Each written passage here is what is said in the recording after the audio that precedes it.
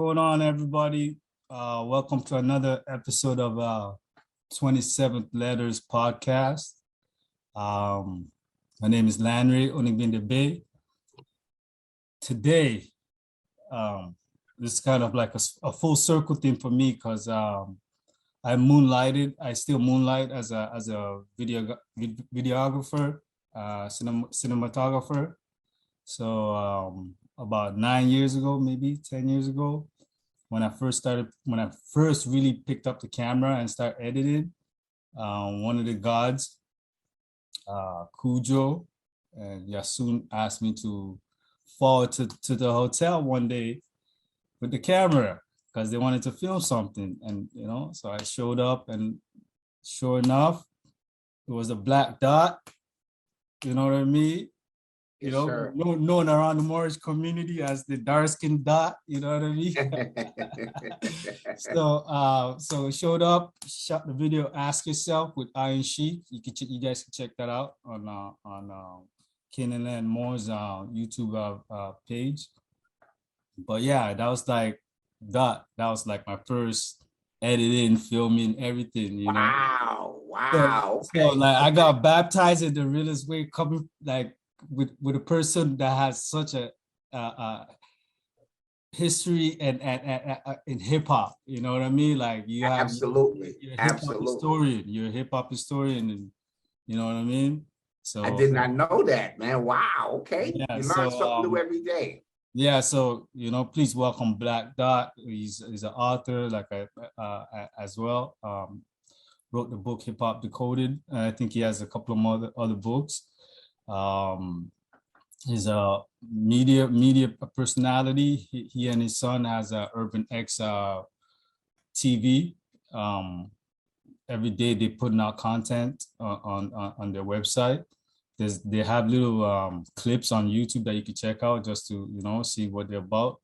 But yes, Urban X TV. He and his son have that podcast going on, and also like I said, he's an author. And he does a lot of lectures. He's been lecturing since, I believe, correct me if I'm wrong, since 95. Yeah, about that time.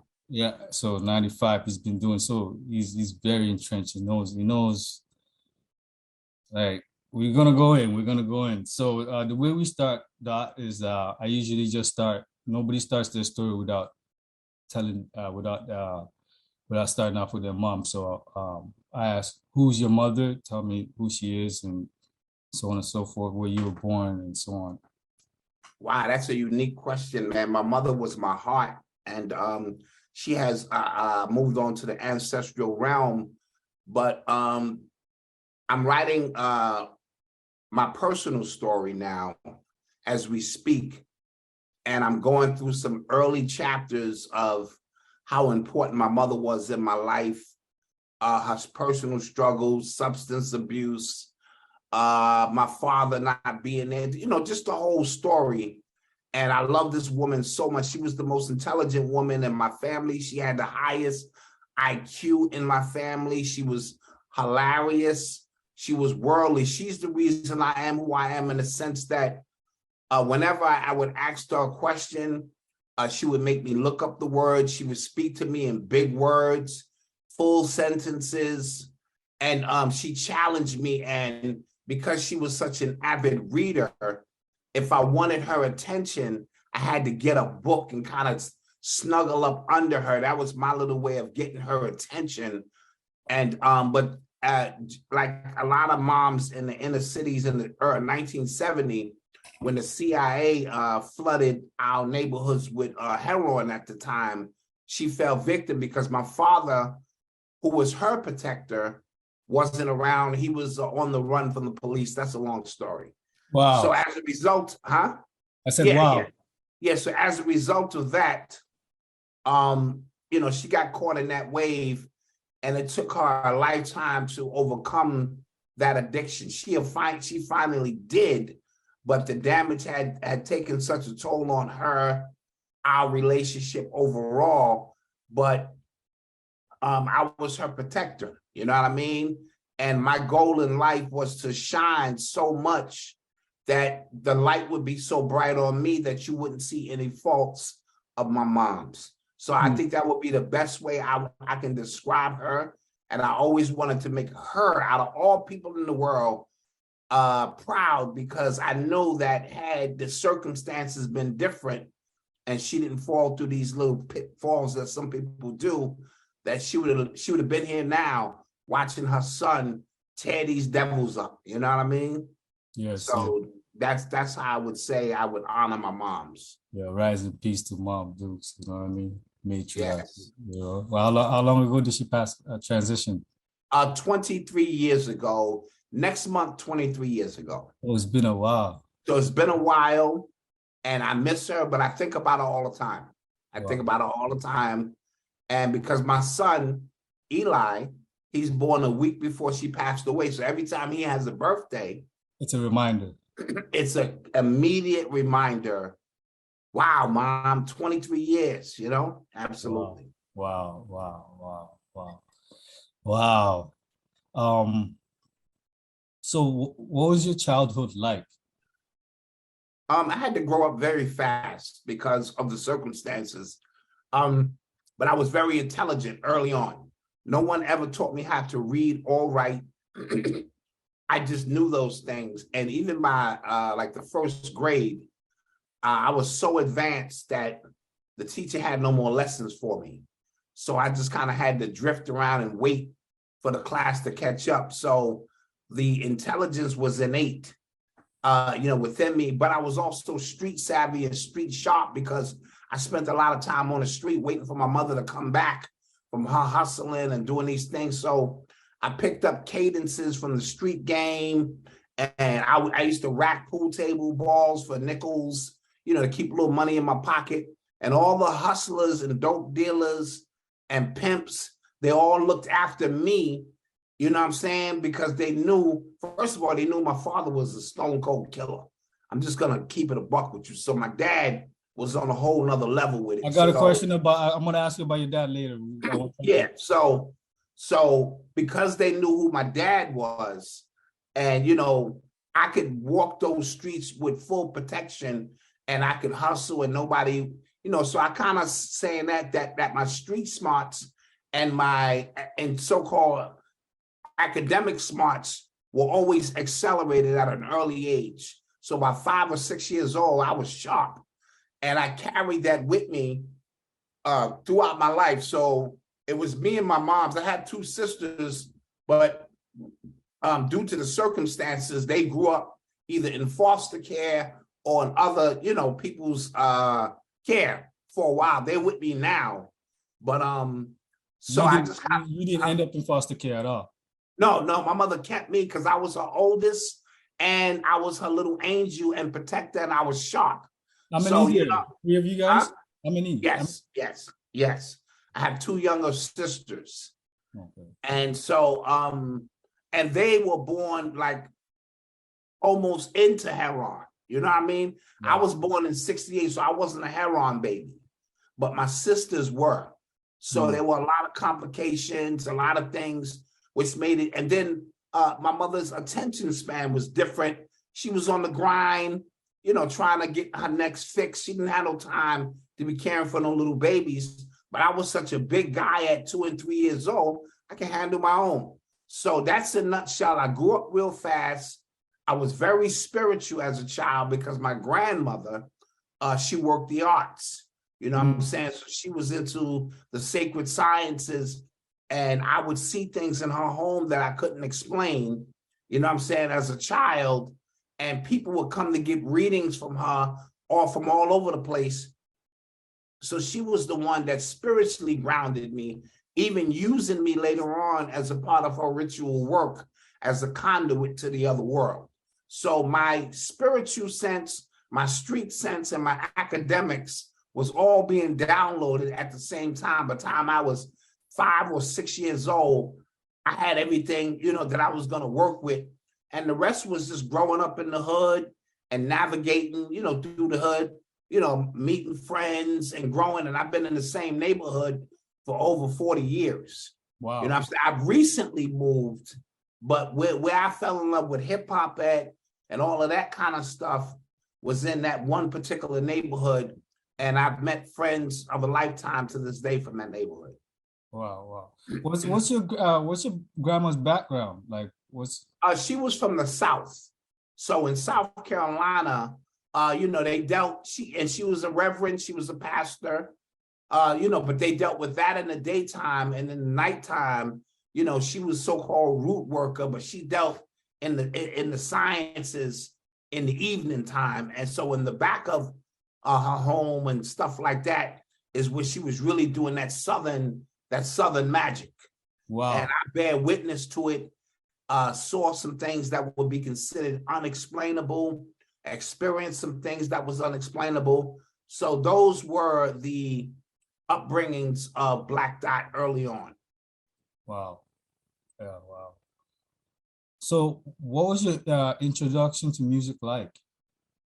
Well, for me, my mother and all of them older people, like when they had them little apartment parties, with the red light and, this and that, they would always be playing Al Green and the Commodores and the OJs. So my early introduction to music, period, was that classic soul music, Otis Redding and all of them kind of songs. And so when I think about my Gladys Knight and the Pips, my father wrote "Neither one of us wants to be the first to say goodbye" by Gladys Knight and the Pips. He wrote that song. Your he father? sold it, my father. He sold it for only $50, but that was not uncommon back then. He played 13 instruments, self-taught. My father was the musical genius of me comes from my dad. Okay, that's what I was trying to find out. That's what I was trying to find So out. he played all kind of instruments and he sang in the church. He was licensed to preach at 12 years old. So he was an orator, you know what I mean? So he spoke the gospel, spoke the word. So when you hear me speaking the way I do, that's all my dad. The all prodigy. the comedy, all the funny, intuitive, intelligent stuff, that's my mom's. But the music side is my dad. So he wrote "Neither One of Us Wants to Be the First to Say Goodbye" by Gladys Knight and the Pips, and it was a song dedicated to my mother. And like I said, he sold it for $50, but that was not uncommon back then. A lot of people sold songs and not thinking that they would ever be anywhere. And then he heard the song on the radio with a few abbreviations to it. But my family to this day, when I see my father's side of the family, that's his only claim to fame is your father wrote that song. So, he didn't do a lot of other things, but they were quick to tell me your dad wrote that song. So, that is significant in its own way. So those things and listening to all them old R&B records, that was my first introduction into music. Okay. What about when did you start writing poetry, like get into hip hop exactly, and you started writing yourself? Well, my first understanding of how gifted I was as a writer came when I was 7 years old. I was down south, visiting grandparents. Every summer we would go down south. Oh, by the way, when you say visiting down south, you grew up in New York. So yes, I was born and raised in New York, but both of my grandmothers, the one on my mother's side and my father's side, they were from the South. One was from South Carolina, one was from North Carolina. So every year I would alternate. One year I go to my father's side, and then the next year I would go to my mother's side. Wow. So at 7 years old, I was in the North, because you try to stay out of the city in the heat of the summer as a child. There's really nothing for you to do there. So the parents would like to get rid of all of the kids, send them down south. So we were writing letters to our parents, so all the kids were sitting around, writing these letters to our parents who were in the city. And when my aunt read my letter, she said, "Who wrote this?" And I said, "Me." She said, "No, you didn't write this." This is at 7? I was 7 years old. And the letter was so detailed and so adult-like, she didn't believe I wrote it. And that's when she gave me a look that said to me, okay, well, maybe. I was nervous. I wasn't sure if I did something wrong. You didn't think nothing of it. I didn't think nothing of it. but she kept telling everybody else in the family what a gifted writer I was. You need to read this. So that was my earliest introduction as a writer. And when it came to hip hop around 1977, I moved into the neighborhood, you know, the neighborhood I'm speaking of. And that winter, all the guys on the block were doing this music I had never heard before. It was called, it wasn't even called hip hop. They just had these old tapes of these groups and Kool Herc. They kept mentioning these names, Kool Herc and these, and I was saying, but they had these boom boxes and they would sit outside and they would play. And when you don't have your father in your life, you levitate to the older guys on the block. So I was fascinated with them, and I was fascinated with Grandmaster Flash and the Funky 4+1, all these names that they were mentioning. Excuse me. So when the summer came around, the summer of 1978, I made it my mission. I got to go to Cedar Park because it's in walking distance from my home. So, but my mother said, you better not leave this block. I was only 10 years old. I was 9. I wasn't even 10 yet. You better not leave this block or you're going to get your ass, you know how it is. But I had to go because all the older guys were going and everybody was going. So that's just an ass whipping I'm going to have to get. Yeah, it was worth it. It was worth it.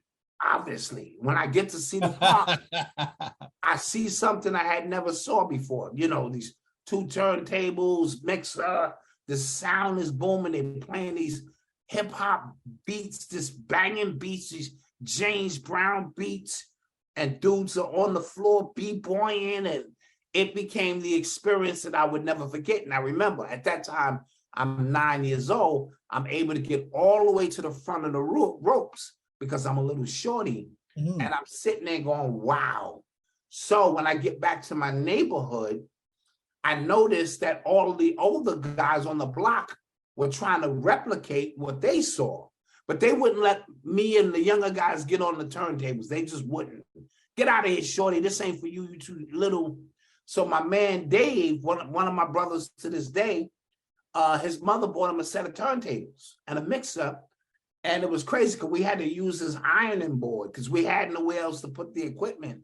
So we would set the 2 turntables up on an ironing board with a mixer, and we would start replicating what we saw. So the MC part didn't come in at this point. I was a B-boy. I would like to break dance. I was fast. I used to spin on my head. I did a little bit of graffiti, but I used to DJ too, because that's all we did. We dug in the crates and we would DJ, but it wasn't until when I picked up the mic that I knew that this was the element of the 4 in particular that would best suit BlackDot, who was called Chiba LaRock at the time. I wasn't even BlackDot. I was somebody called Chiba LaRock or something. You pick up these little weird names and stuff. And that's how the journey and the love for hip hop began. And because of my proximity to Cedar Park and my proximity to a couple of schoolyards, this became a normal thing for me to see the legends, Kool Herc, Chief Rocker, Busy Bee, Grandmaster Flash, the Cold Crush Brothers, who I came to know personally. It became, they lived on my block. Tito Rock lived on my block or around the corner. Special K and Treacherous 3 from Treacherous 3. He lived around the corner. So Keith Caesar from the Funky 4+1, he lived up the block. So all of these legends, I got to know firsthand and get to see firsthand. So when hip hop became this phenomenal thing and they were pushed into the God status, from legendary status, it was no big deal for me because I was the little shorty who grew up watching. You're there for the inception. I was there for the inception of it, absolutely. Yo, that's crazy. Like just think of this. I could imagine the stories you have. You know what I mean? Oh man, many. Imagine the stories you have. How was life in New York back then? Like, did writing help you express what you saw, what you're going through, especially with your mom and whatnot? Did it help you express yourself? Well, like, that's a great question. You didn't end up on the wrong side of the track. You know what I mean? Well, one of the reasons I didn't end up on the wrong side of the track is because there were a lot of programs in the 70s and 80s for kids. So I stayed on a baseball team. I stayed in an after school program and things like that. And those things became critical because it just kept you off the streets per se. And then like when crack hit in 84, 85, that was another shift in paradigm because the streets became flooded so fast that the normal rules of engagement on the street level went out the window. See, in the heroin era, the OGs taught the young dudes how to sell heroin, how at 3 o'clock we don't sell because the kids are coming home from school. We don't sell to pregnant women. We don't kill everybody. So if you violate, they bring you somewhere and they handle you, they don't mess with your family. So there was even though drugs were bad, there was a code of conduct in which it was, yes. Once crack cocaine came in and street corner pharmaceuticals were birthed so fast because there was so much money, you had young people who learned how to make it and cook it up, who didn't have any street savvy, who didn't have any code of ethics for the streets. And so that was a big shift. But early on as an MC, my music was just trying to be the better MC. So I didn't tell a lot of street stories or stories about the city and growing up. It's just, I'm a better MC than you. Let me prove it. Because that was a mono thing for you. Right. Because that was the era in which I grew up in. It wasn't until later on that the street narrative stories became more prevalent, so to speak. So early on as an MC, I just wanted to prove I had a better rhyme than you had. You know what I mean? So I'm this, I'm that, I'm this, I'm that, I'm this, I'm that, you this, you that, you this, you that. And then when the crack cocaine came in, the narrative began to change a little bit because you had MCs looking up to gangsters because the gangsters were making so much money.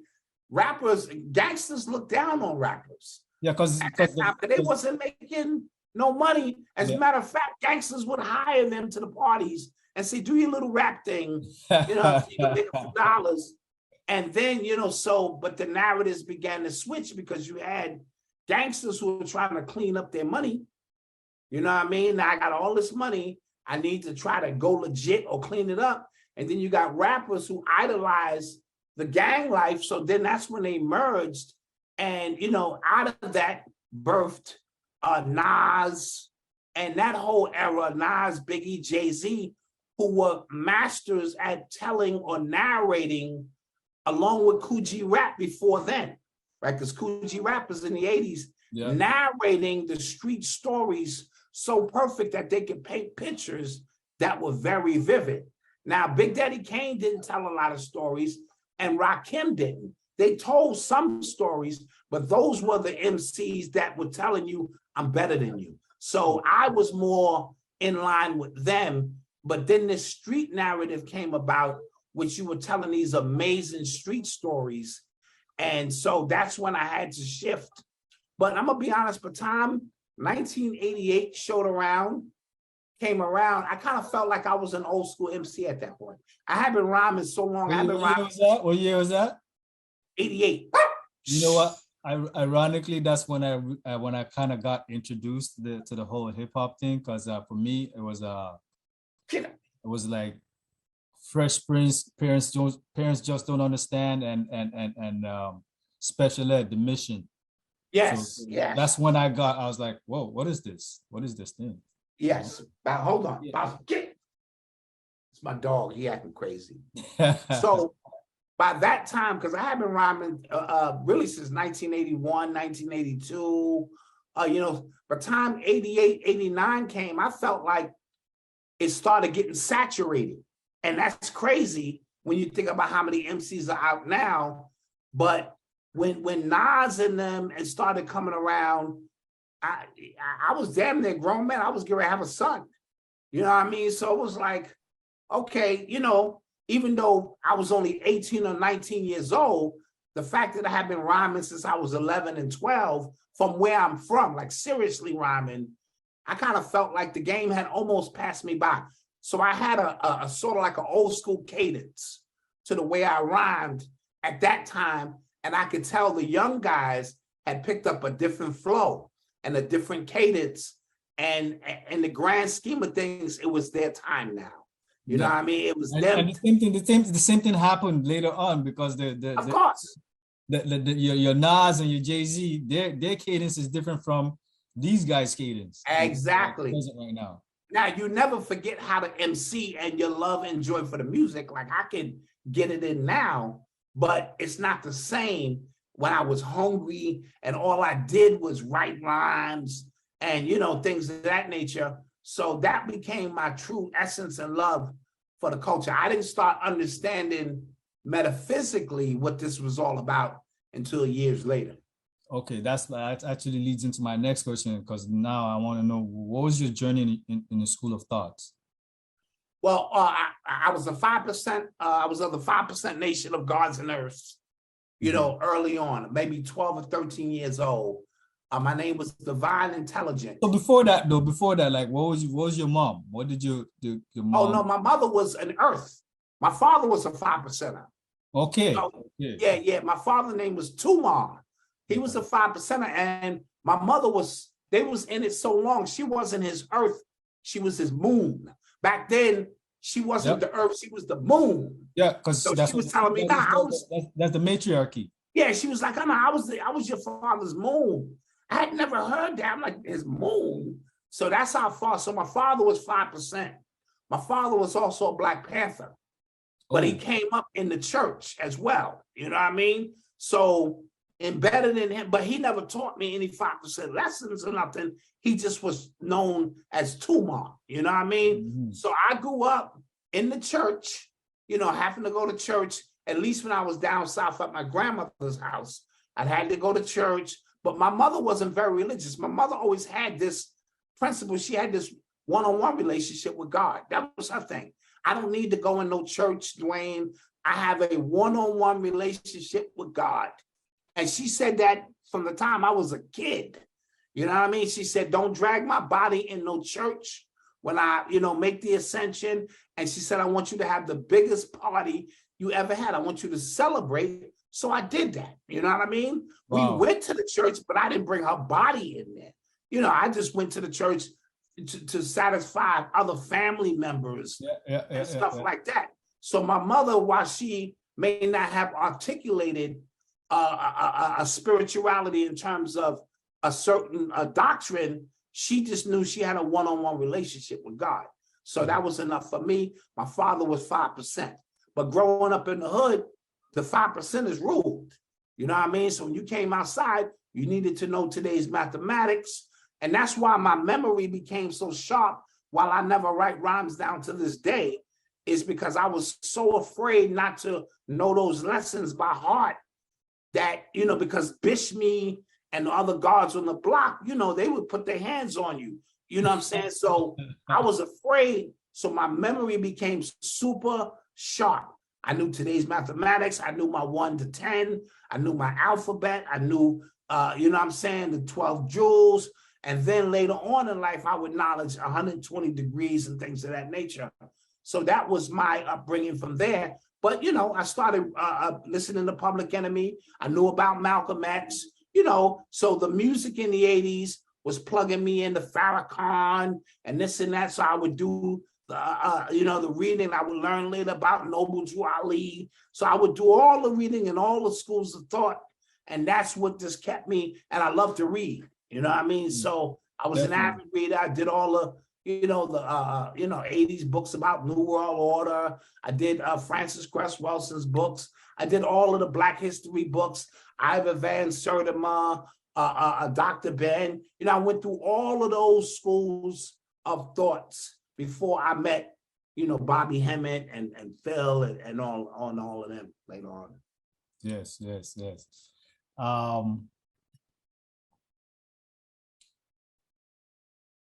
What did you say? By 19, we say by 19, by 20, you're gonna have a son?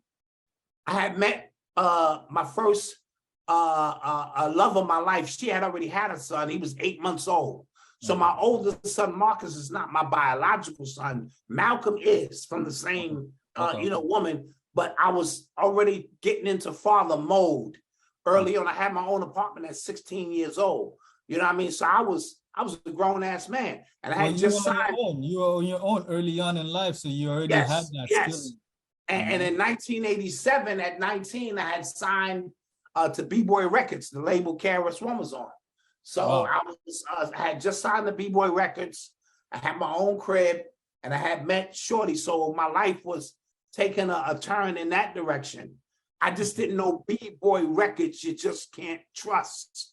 Making funky music is some number one. I didn't know that there was a bullshit label that had scammed KRS. I signed to that label because KRS-One was there. You know what I mean? And I wanted to help him rep the Bronx. I was like, I'm not gonna let these Queens dudes come at my man. You know what I mean? So let me sign the B-Boy with my crew, and we'll just make it strong over here. And I didn't know during my process of getting on the label, he was in the process of getting off the label.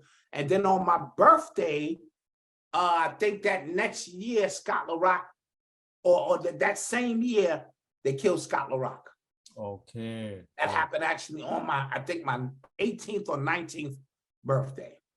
So what I wanted to know is that how did your knowledge and who you were becoming, how did that perspective affected you as a parent early on?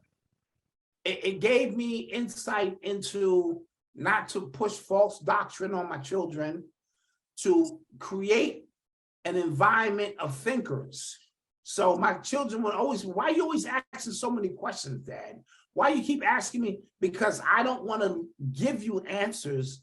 I want to open up your palette for critical thinking and analysis so that you can arrive at answers on your own. And Malcolm tells a great story when he was in the first grade and the lesson was about Christopher Columbus.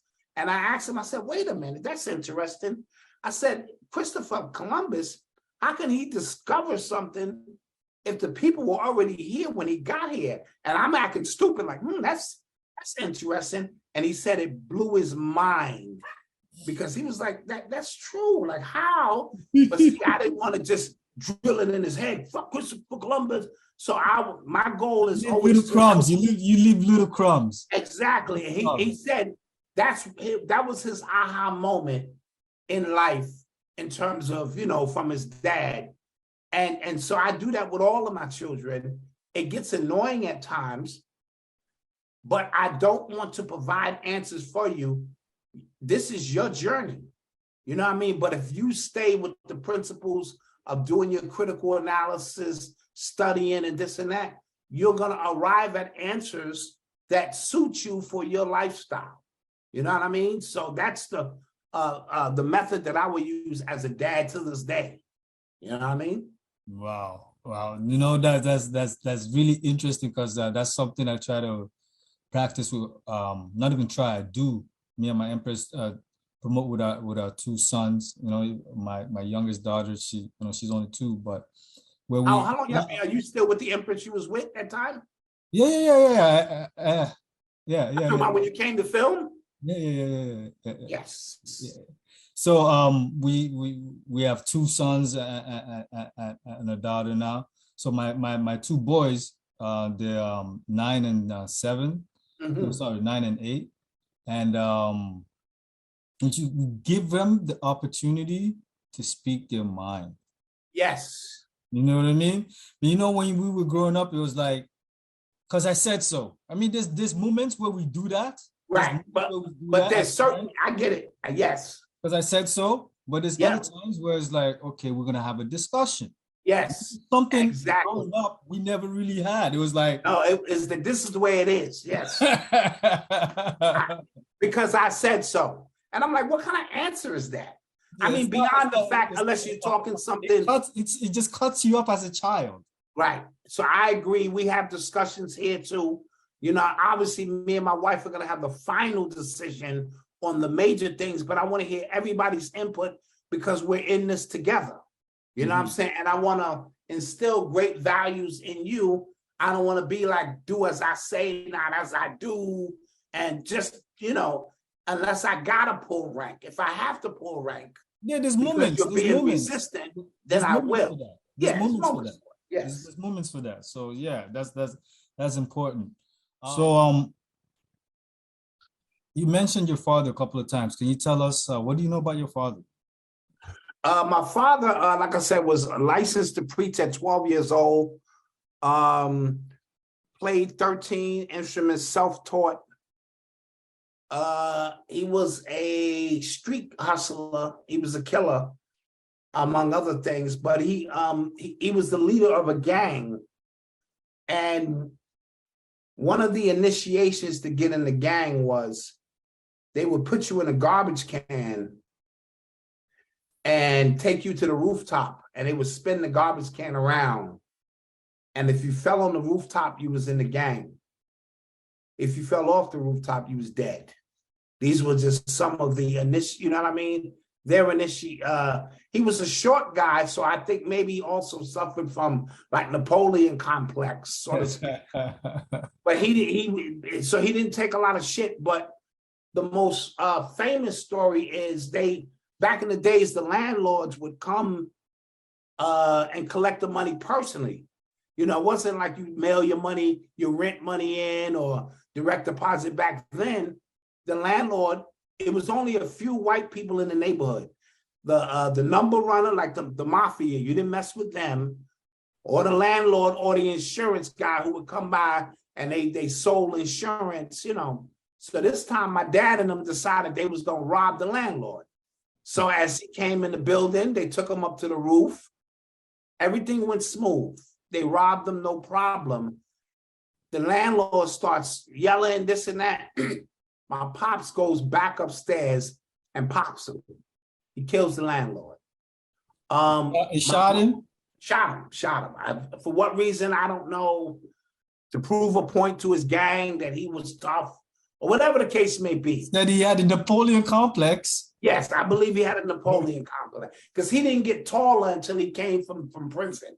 And my mother said when they met, it's funny, to drive, he had to put a pillow under his seat so he could see the goddamn road to drive. Wow. This is how short he was. Yeah, wow. He was a little shorty. But he kept courting my mother because she would have to walk past his window to go to school. You know what I mean? So they was courting early and, Okay. So long story short, my mother's pregnant with me. My father's on the run. He's wanted. As a matter of fact, I think he's on the most wanted list in New York at that time. My mother gives birth to me. My father is still on the run, but he wants to see me real bad. My mother said the police came into the room and they started hiding under the beds and into the closets because they were expecting my father to come to the hospital to see me and they were going to arrest him. But my mother got on the phone with him and said, "Blood, do not come up here because the police are here waiting for you." So my pops didn't come up there and he got to run and live another day. She said the look on the police officer's face, you know what I'm saying, when she hung the phone up, they couldn't believe she had did that. But this is her boo, you know what I mean?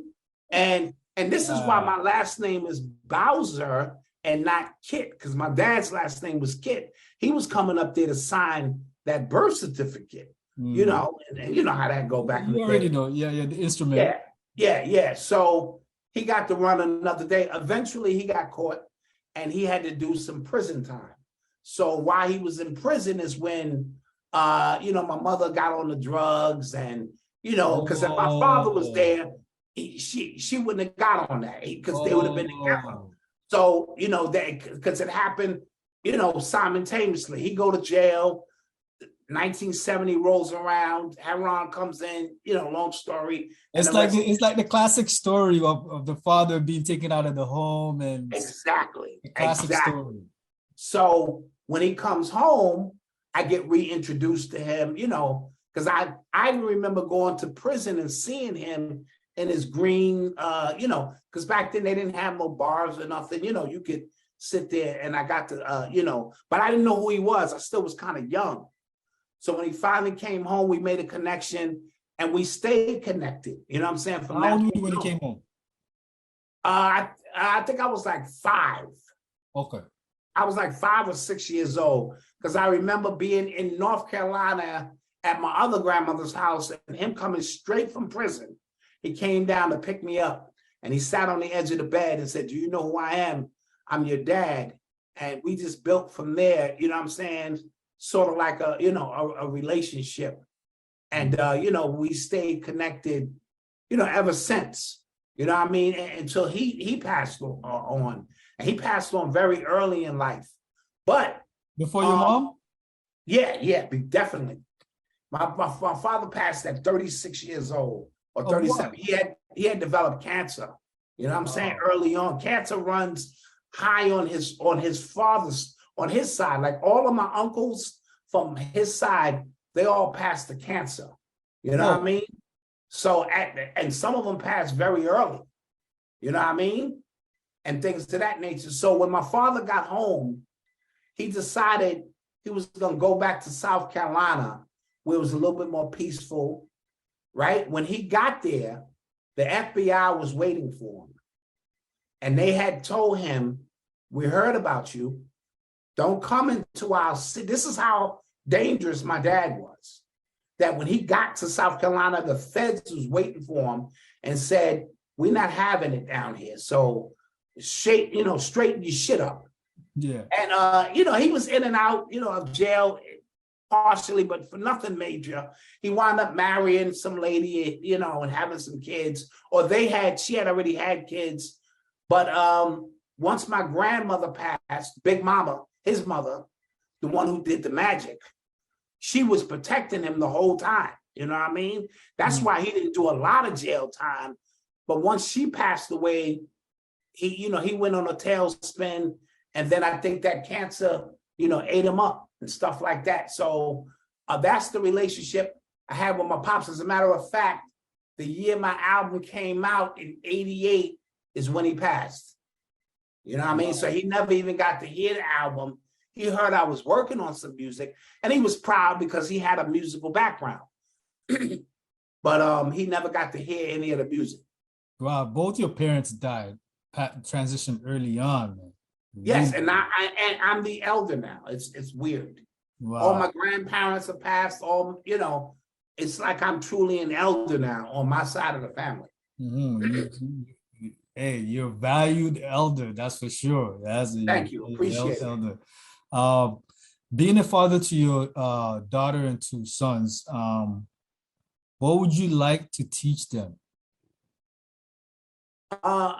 Just values and principles about life, to enjoy life, to never take any of this for granted, to have integrity, to be honorable, because my job here is to, and I always tell my sons this, I'm not trying to make your job easy. I'm trying to be such an amazing dad that you're going to be challenged. My father, it was easy. I just had to be there and I already beat his goddamn, you know what I mean? So I said, the bar that was set. Yeah, that he set. But I good. said, I'm not going to make it easy. I'm going to set this bar as high as I possibly can so that you will have something to strive for in your life. And I'm not perfect, which is great. So you'll have things where I'm not going to do this because my dad did that, but I'm not going to make it easy for you. The pressure is on. I'm here. I've been here every step of the way, through trials, tribulations. A father is a problem solver. You know what I'm saying? In every sense of the word, this is what we do. I want them to be able to always instill trust in me that we're going to figure this out. How I conduct myself with their mother was very important. You know what I'm saying? So that they know how to respect the feminine energy and what the feminine energy represents. As for my daughter, because the best way to teach is by examples, plain and simple. Even from my daughter's perspective, you have an amazing dad and 3 brothers. So when she meet guys, she's 20, she'll be 21 next week, in a couple of weeks. They're almost intimidated because she ain't got no daddy issues. she's not coming to She you got the for nothing. village. She got the village behind her. She got the village behind her, and she'll bring a few guys here, and I'll watch my oldest sons lean on them a little bit. You know what I'm saying? Just to let them know that she got the village behind her. So I would just want to leave a legacy of responsibility and integrity for them to follow. Excellent.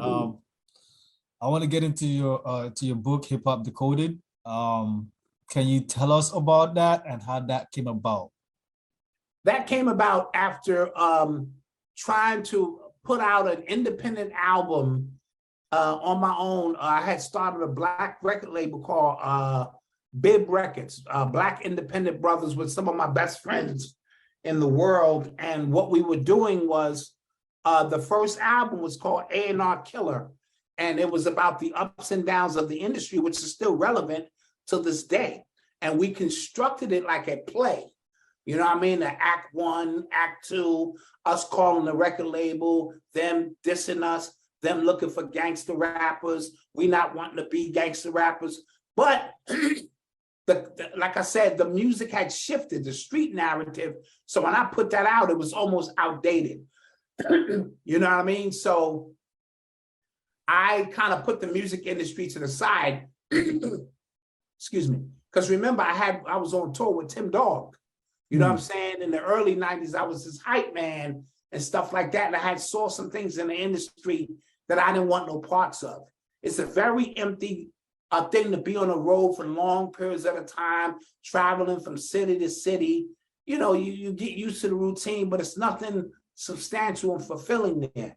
So when I came home, I took a job at Transit. I said, I'll be a bus operator because I got, a little shorty. I had Malcolm on the way. My queen had just told me I'm pregnant. So I'm like, I need this steady job. But I had put that project out on my own to give it one last shot. I said, let me give it one last shot.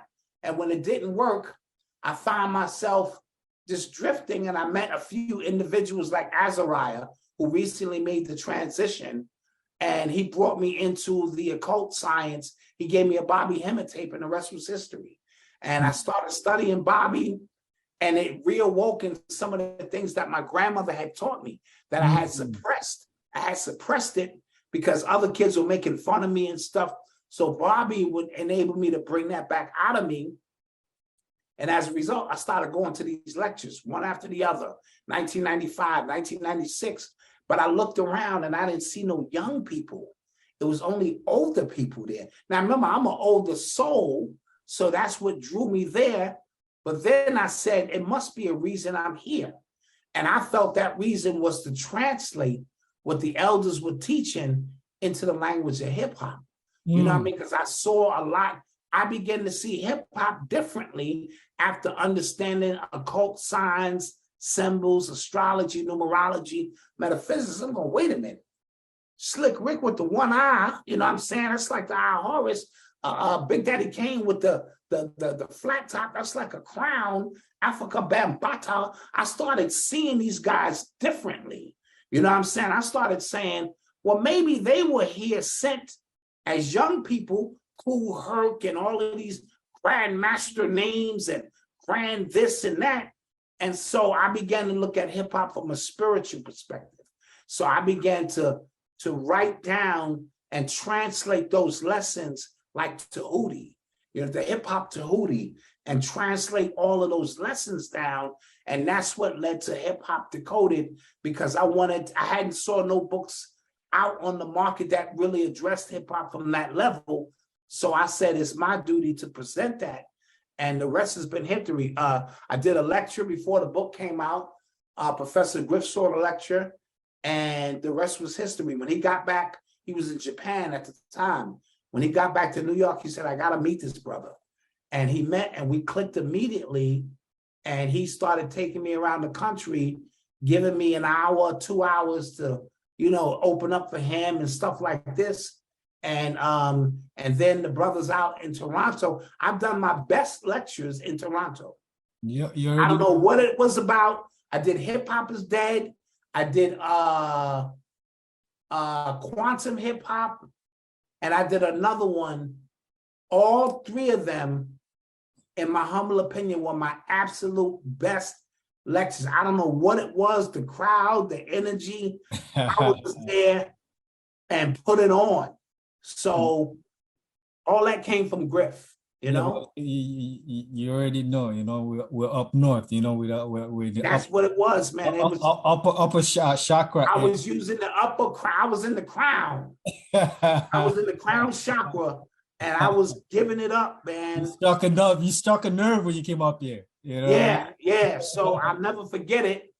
And shout out, of course, you know what I'm saying, Prime, and brother DN, and Victor, and all the brothers up there who I had met, who opened up the doors and made my stay very, very warm, including yourself, very appreciative. So, and thank you for coming out. You're part of the puzzle for us to reclaim what we lost. You know what I mean? Yes. So, what do you say to people who write off what you have to say about, again, those, when you decoded hip hop? What do you say to these people who just write off as conspiracy theory? Well, then it's not for them. What I do is esoteric. Esoteric means inner. So this information is not for everybody. This is They true. call me the Black Dot. I'm a point of reference. You know what I'm saying? I'm that. So the minute my name becomes mainstream, I done screwed up somewhere. So I am that treasured individual that if you know me, you know me. And you feel honored to know me because everybody ain't up on Dot. You know what I mean? And I like to navigate that way. So I've come to accept you can't teach esoteric principles and be exoteric with everybody. Everybody's not going to grasp the information. It's not for everybody. And so be it. So I've come to accept that a long time ago, and I just do my work. You know what I'm saying? We all here for a reason, a purpose. I just do my work. I do my work to the best of my ability. I never want to embarrass the community I serve. And what I mean by that, King, is when you hear my name, I don't want you to go, oh, this nigga scammed me, or oh, this nigga's the hustle. I want to respect the community I serve and make them proud. You may not agree with everything I say, and that's fine. When you hear my name, I want you to go, nah, that's a good dude. Nah, integrity, a man of integrity. Integrity. That means so much more to me than what everybody else on the outside would think of me. Because if you know me, then you know what I'm about. You know what I mean? So I stay in my lane and I teach from that perspective. And it's funny you say that because I know you've been keeping abreast about what's going on in the hip hop world, where with Kanye and this so-called anti-whatever word and so on and so forth, and some of his friends, being sent to pretty much chastise him. Yes. And one of them is Charlemagne, because it's like, before he became who he is now, there's footage of him saying the same exact thing. But because he went from the esoteric part of it and became mainstream, now he has to be quiet. Yep. That's the rules of the game. Those are the rules of the game. He has to be quiet. Yep. And it was perfect because, see, remember this social media era, which is not that big, maybe 15 years or so, you have a digital imprint. So if you say something, somebody can just go pull it up now. See, back in the days, you had to, do some research and find somebody on a recorded disc. Now, when you on social media, that was just 9 years ago. And somebody said, I remember that, and pulled it right up. So the ability to use social media to our advantage is there as well. So social media is not all a bad thing.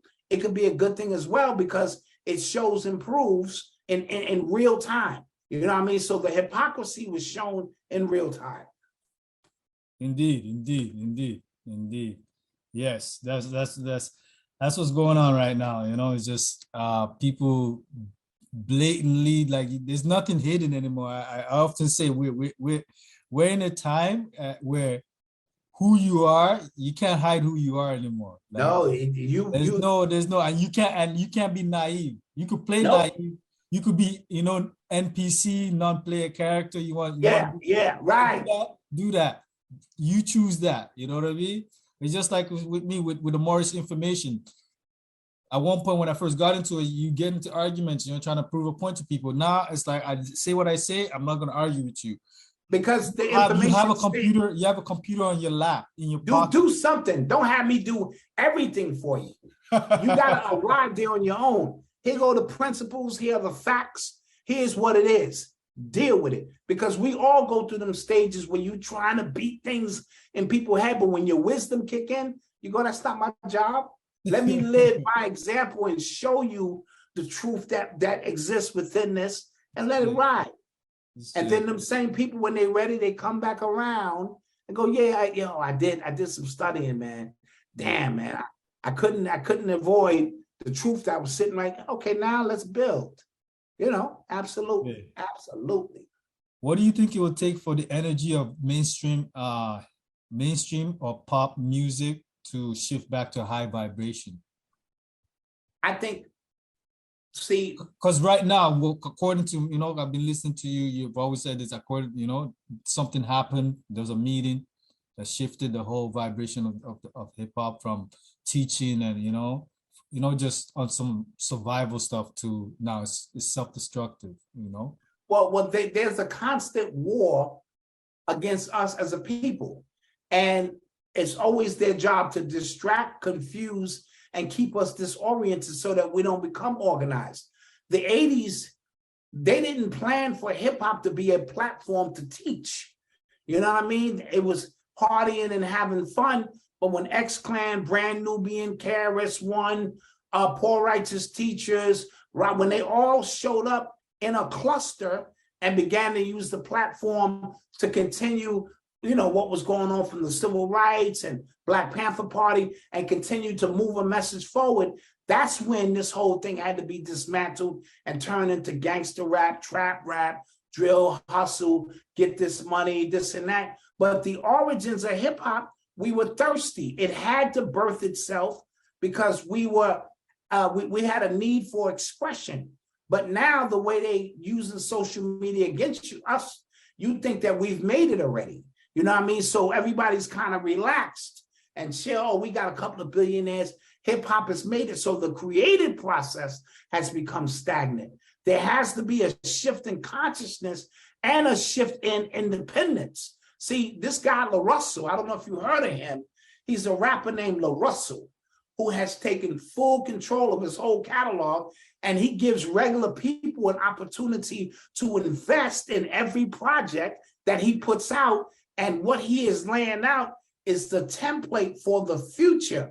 Once we own it 100%, he even turned his backyard into like a stadium, a little mini stadium. So every book ticket he sells is money directly in his pocket. Wow. So a young guy named LaRussell, he was just on Hot 97 this week. Oh, yeah? And I got to look him up. Yeah, brilliant young guy.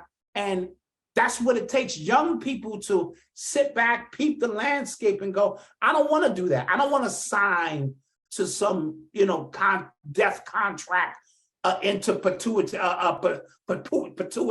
forever and ever in that weird language.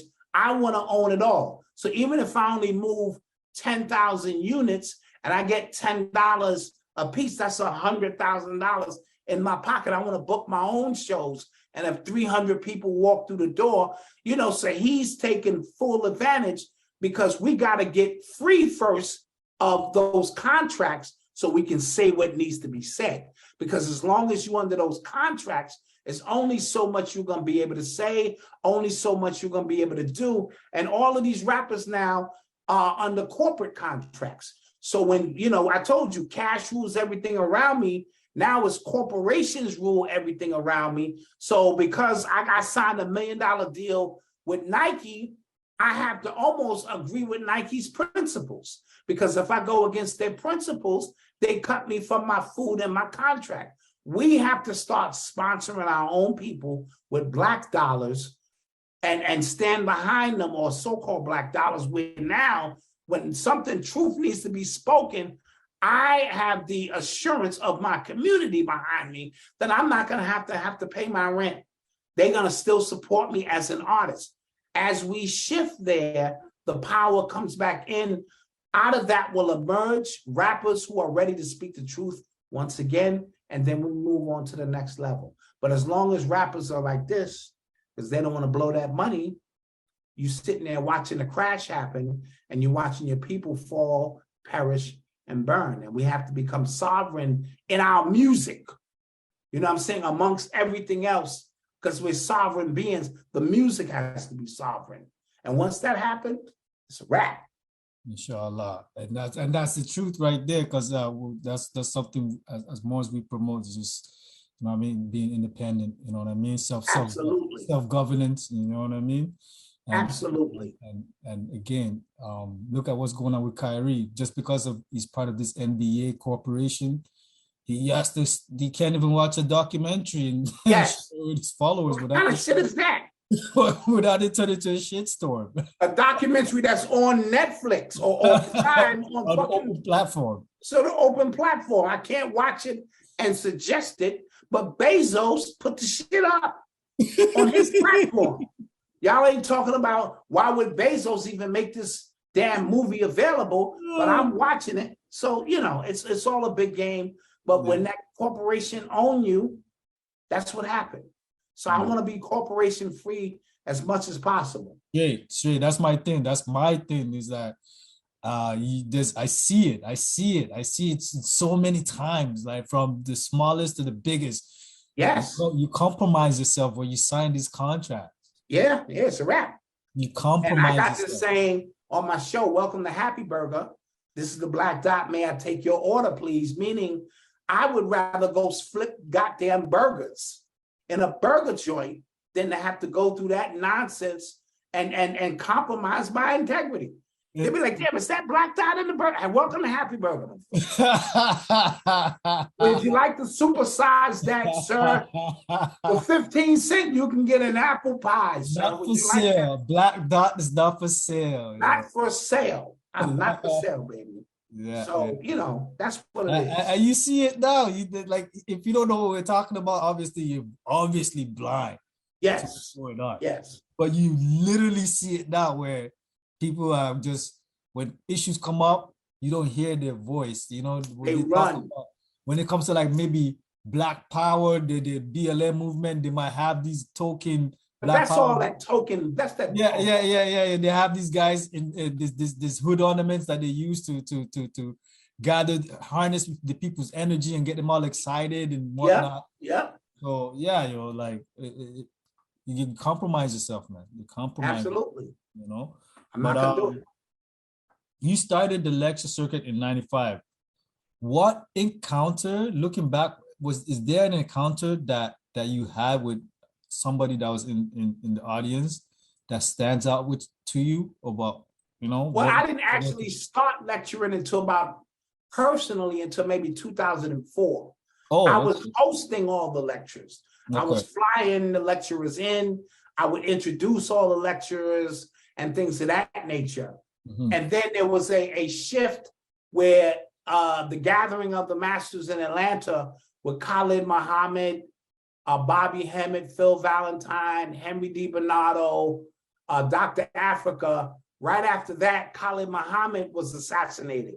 So, definitely. That's what he went. Who was it? Maury? When he told him he's a Moor. Yeah. So that's when that happened. And then there was a dark period in the so-called conscious community. And then we revised it with Phil Valentine in 2002 with the younger energy. That's when me, my man Shabazz, my brother Chris came together, and we we introduced Phil to a younger audience. And that's when, you birthed Panic. That's when Adika Butler, Asir the Duke of Tears, Red Pill, Blue Pill, that's when all of us kind of emerged, you know what I'm saying, as the young energy that would bring this thing together and get this thing done.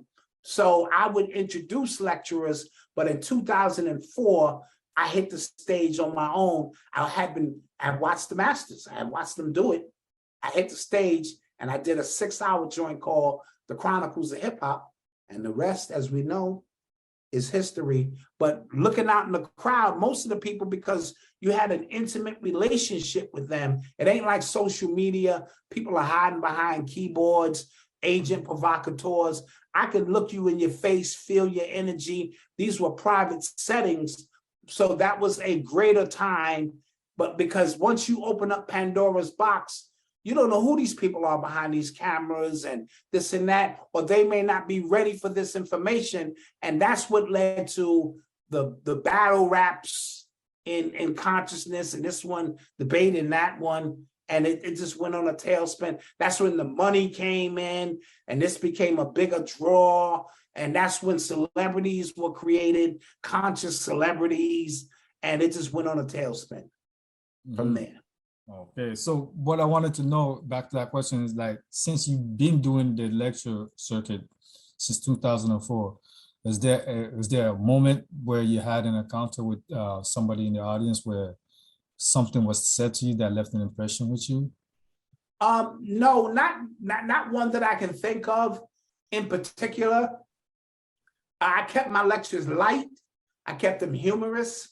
I tried to teach in a way that if I'm gonna be here with you for 3 or 4 hours, we're gonna enjoy this experience. Now, there are many people who have asked amazing questions, which I love, because if I don't know what the question is, that means I have to dig for the answer. And, so I like being on the spot. And then I'll be the one to tell you, bro, I don't know what you're talking about, man. You know what I mean? So I think people like that about me, because I never was coming in on some pedestal, like I am the grand this or that. Well, like basically, if you don't know, you don't know. You say, I don't know. And you can't be afraid to go, bro. Because one dude in Toronto asked me a question. What he meant was problem, action, problem, reaction, solution. But I had never heard the term Hegelian dialect. You know what I mean? Which is the same thing. So somebody in the audience in Toronto said, well, what do you think about the Hegelian dialect? I said, nigga, I don't know what you're talking about. You know what I mean? And the crowd laughed so hard. He said, no, problem, reaction, solution. I said, oh, speak English to me, homie. So that was a real funny exchange in Toronto that I remember in particular, because I had never heard the term before, Hegelian dialectic. You know what I mean? Now we know it because one part of it is because of Prodigy, rest in peace. He got assassinated too. Yes. Yeah, that's a great album. Y'all need to check that out. He was dropping mad science on that one. Yes, I was supposed to meet with him. He called me because his wife had started watching my work. Prodigy. And what happened was his wife had started watching my work, and she loved me, so she put him on to me. And he called me and was like, yo, peace, God. I was like, yo, peace. He's, I was doing lectures at LIU, but he was getting ready to go to jail. He had that time he had to do. I was supposed to hook up with him before he left. We never connected. And then he went to jail. And then his manager came to one of my lectures, and I signed one of my books for him and told him, when you get out, bro, we're going to hook up and do some things. And it just never materialized. And then they assassinated him. Man, I get upset when I think about Prodigy. There's a lot of people that got assassinated, but because I grew up on Mobb Deep, and to see Prodigy's evolution, like not too many of the artists evolve. You know what I mean? Yes. Like from the good, not too many of the artists evolve, and I see Prodigy's evolution, and it coincides with my evolution too. So the way it kind of went with Prodigy and how it ended up, I understood, because he himself was doing the opposite of what a lot of these rappers are doing now. And he was calling them out.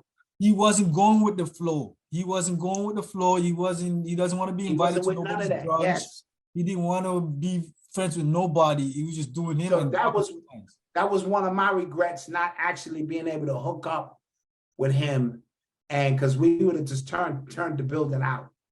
Wow. You know what I mean? Wow. From your perspective, we touched on it. From your perspective, what do you think is happening with Kyrie and Kanye?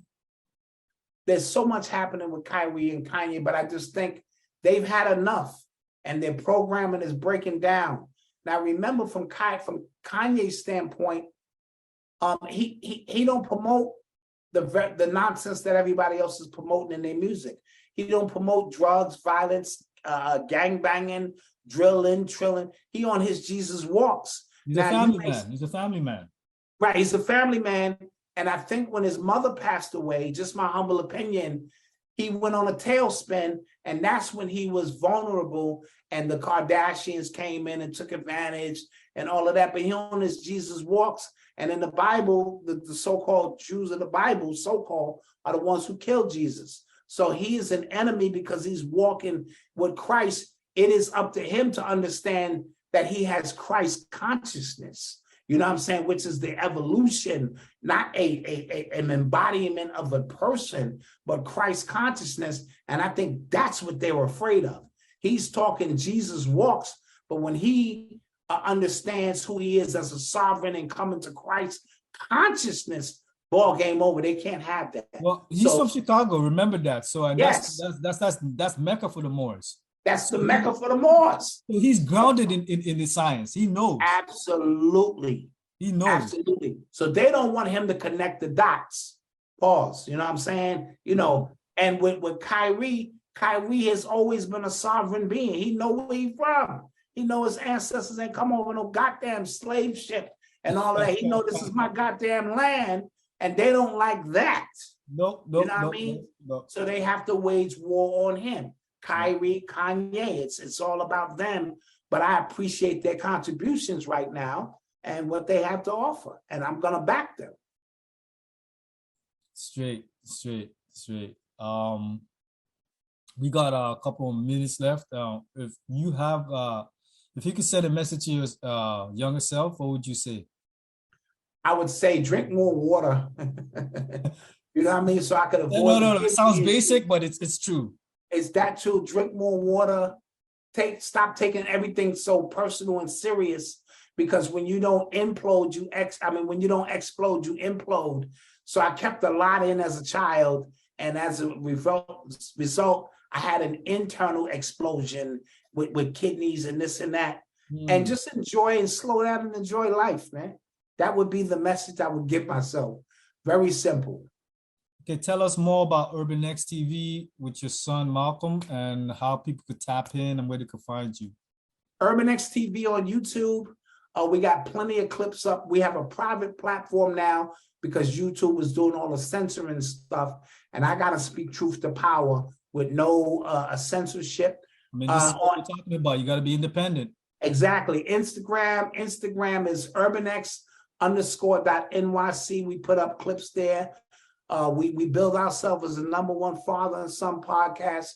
We got a shop. You know, we sell merch. Shop Urban X. Yeah, I gotta go on that site and get me some apparel. Yes, you know what I mean. ShopUrbanX.com. And you know, it's the whole family. My queen is involved. She's behind the camera. My other son, Eli, he has his podcast. So we keep it as a family affair. And I want to thank you, King, for bringing me on and having an opportunity to share parts of my story that I've never really shared before. Well, that's the whole point, is that leading up to this interview, I was like, you know what? It was hard for me to get tidbits about your life because it was mainly about hip hop and what's going on out there. It was really never personal with you when you talk to people out there. They usually want to ask you questions, you know. So yeah, so I appreciate that. I appreciate you. You had no issues. Like being a hip hop historian, you said yes, you do it, and I appreciate you. Salute to you, the Black Dot, or the dark skin dot, as we call him in the Moors community. Appreciate you. We love you, and continue on your journey. And you already know we're proud of you. You know. Appreciate you, King. Peace. Peace.